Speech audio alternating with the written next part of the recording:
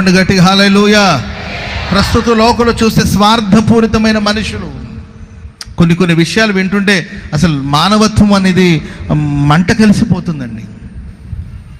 మనుషులు మానవత్వాన్ని మరిచిపోయి తమ స్వార్థాల కోసం పశుప్రాయులుగా మారుతున్నారు. స్వార్థం. ఇప్పుడు రకరకాలమైన కల్చర్ వచ్చేసింది కదండి. గెట్ టుగెదర్ అని, ఏది చదువుకున్న 10th క్లాస్ స్టూడెంట్స్ అంతా కలుస్తారు. దాన్ని ఏమంటారమ్మా? గెట్ టుగెదర్ అండి. ఏంటంటే కలవకపోతే ఏమైంది చెప్పండి?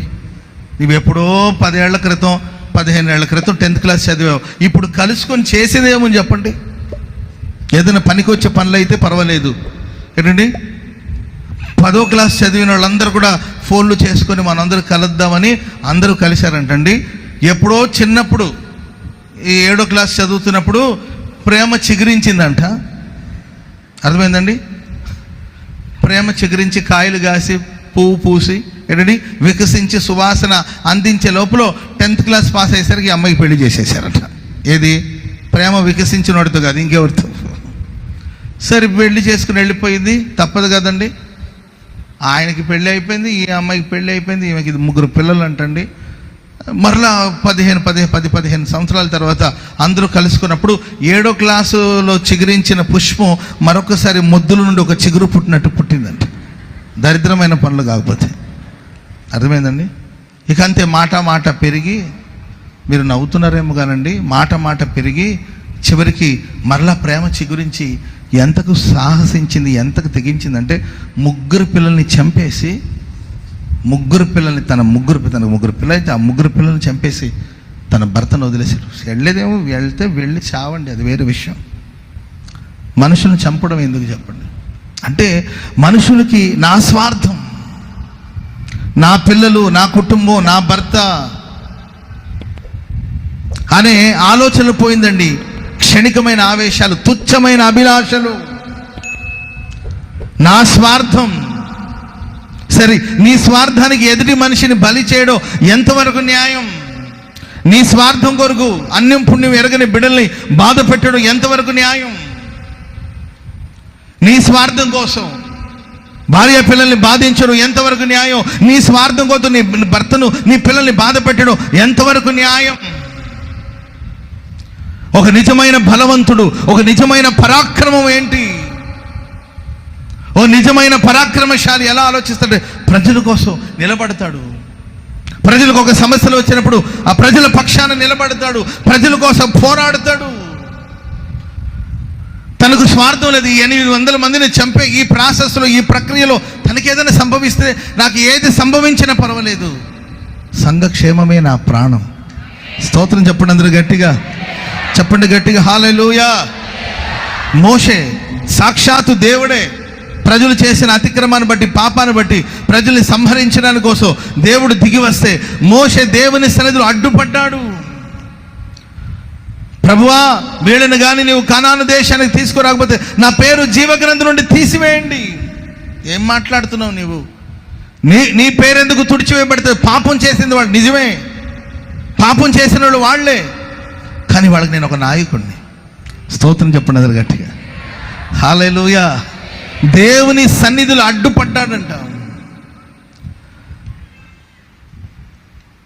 ప్రజల్లో తెగుళ్ళు వచ్చి మనుషులు ఆకురాలినట్లు రాలిపోతుంటే బ్రతికిన వాళ్ళకి చనిపోయిన వాళ్ళకి మధ్యలో ఒక ధూపార్తిని చేత పట్టుకుని నిలబడ్డాడండి అహరోను.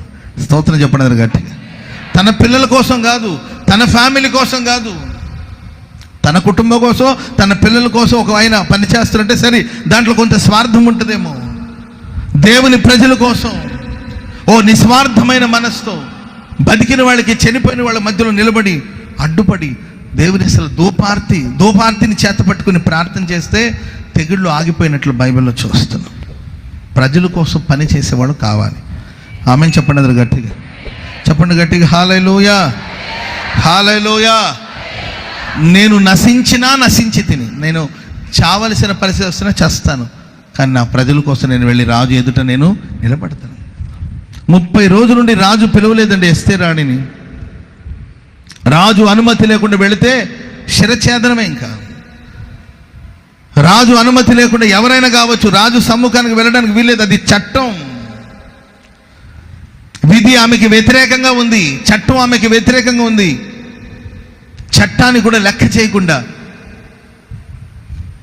విధులకు వ్యతిరేకంగా రాజు సమ్ముఖాన్ని వెళ్ళి నిలబడింది. ఎందుకంటే నా ప్రజలు కాపాడబడాలి. ఆమె చెప్పండి గట్టిగా. మరి నీ ఫ్యామిలీ కోసం నువ్వు నిలబడలేవా? నీ పిల్లల కోసం నిలబడి నువ్వు ప్రార్థించలేవా?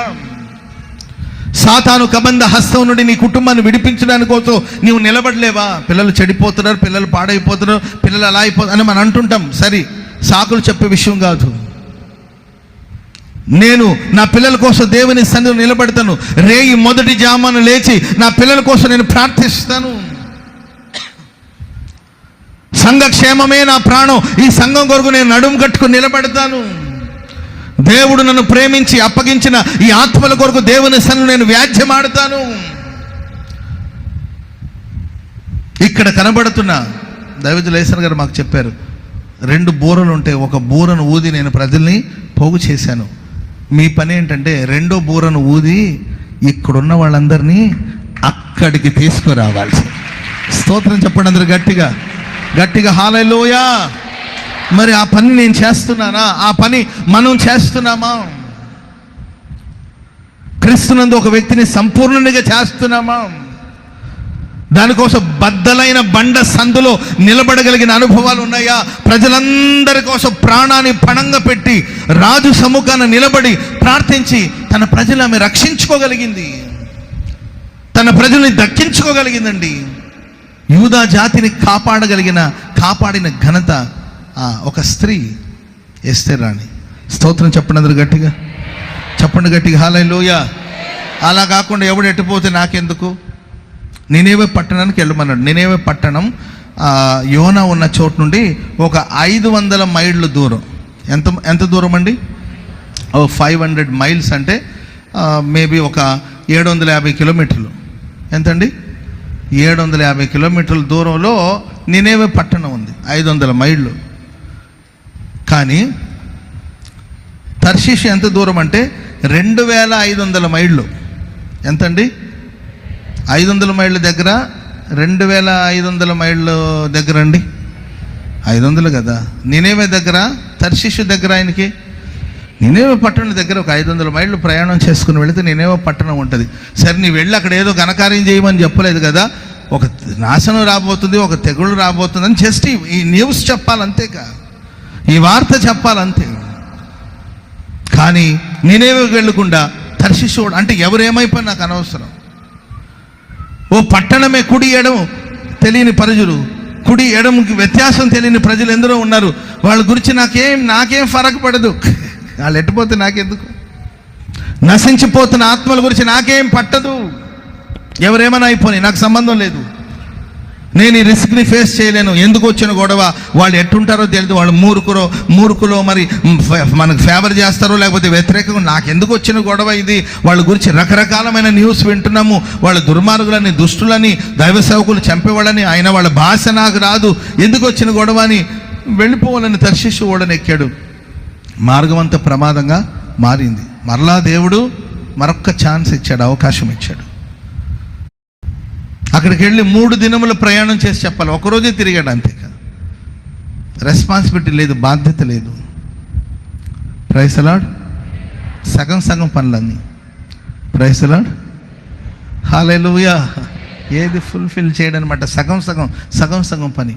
ఆ తర్వాత దేవుడు సరే ఈయన చేసిన ఈ సగం పనిని కూడా దేవుడు ఘనపరిచి ఆ ప్రజలకి పశ్చాత్తాపన కలిగిస్తే వాళ్ళందరూ మారు మనసు పొంది, సింహాసనం మీద ఉన్నవాడు మొదలుకొని ఓ సాధారణమైన వ్యక్తి వరకు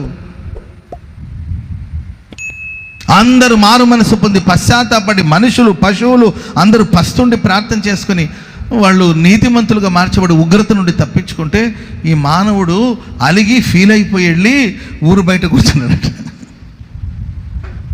ఒక మంచి జరిగితే మంచిదే కదండి. ఒక దుష్టుడు తన దుష్టత్వంలో చనిపోవడం దేవునికి సంతోషాన్ని ఇస్తుందా చెప్పండి? ఒక మనిషి మారితే మంచిదే కదా. సంతోషించవలసిన విషయాలు కూడా విపరీతమైన కోపం. వెళ్ళి ఊరు బయట కూర్చొని చూస్తున్నాడు ఎప్పుడు పతనం అవుతుందో. అంటే నా మాట నెగ్గాలి. దీన్ని ఈగో అంటారు. ఏమంటారండి? ఈగో కొంతమందికి.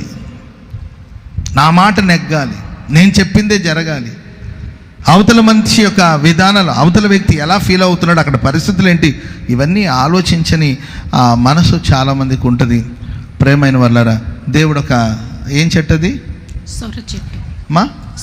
సొర చెట్టును ఒకటి మొలిపించాడు. అది అప్పుడు గబగబా ఎదిగి ఆయనకి నీడనిచ్చిందండి. కొంచెం ఆ ఎండలో హాయిగా ఉంది. దేవుడు ఒక పురుగును పుట్టించాడు. ఆ పురుగు వచ్చి సొర చెట్టుని కుట్టిందండి. అది గబగబా ఎండిపోయింది. అంతే. ఇంకా కోపం వచ్చేసింది ఆయనకి. దేవుడు అంటాడు, ఒక్క రోజులో మొలిచి నీకు నీడనిచ్చిన సొర చెట్టు గురించే నువ్వు ఇంతగా ఆలోచిస్తావే. ఎన్ని లక్షల మంది అమ్మా? 120,000 కంటే ఎక్కువ. 120,000 మందికి అంటే 1,20,000 మంది. 1,20,000 మంది ఉన్న ఒక సిటీ. మరి వాళ్ళ గురించి నేను చింతించకూడదా? స్తోత్రం చెప్పండి అందరూ గట్టిగా. మరి యోనా చరిత్ర ఎలా క్లోజ్ అయిందో మనకు తెలీదు. తెలియదండి. ఆయన మరలా మార మనసు పొందడం, నెక్స్ట్ మనకు దాని గురించిన వివరాలు లేదు. ఎందుకంటే ప్రజలు, దేవుడు ఒక నిస్వార్థమైన జీవితం. అందుకొరకు ప్రియులారా, మనం ప్రార్థన చేసుకొని నన్ను ఒక బలాఢ్యుడిగా చేయండి. నా ఫ్యామిలీకి నేను ఒక బాధ్యత గల వ్యక్తిగా నేను ఉంటాను. స్తోత్రం చెప్పండి అందరూ గట్టిగా. నా సంఘానికి ప్రభువా నీవు నాకు ఇచ్చిన ఈ సంఘంలో నేను ఒక బాధ్యత గల పాత్రను నేను వహిస్తాను. ప్రజల్ని నేను కాపాడుకుంటాను. ప్రజలకు ఎదురుగా నేను ఒక డాలుగా నిలబడతాను. ప్రజలకు ఎదురుగా ఒక కేడెముగా నేను నిలబడతాను. నా ప్రజలు నేను కాపాడుకుంటాను. స్తోత్రం చెప్పండి అందరూ గట్టిగా.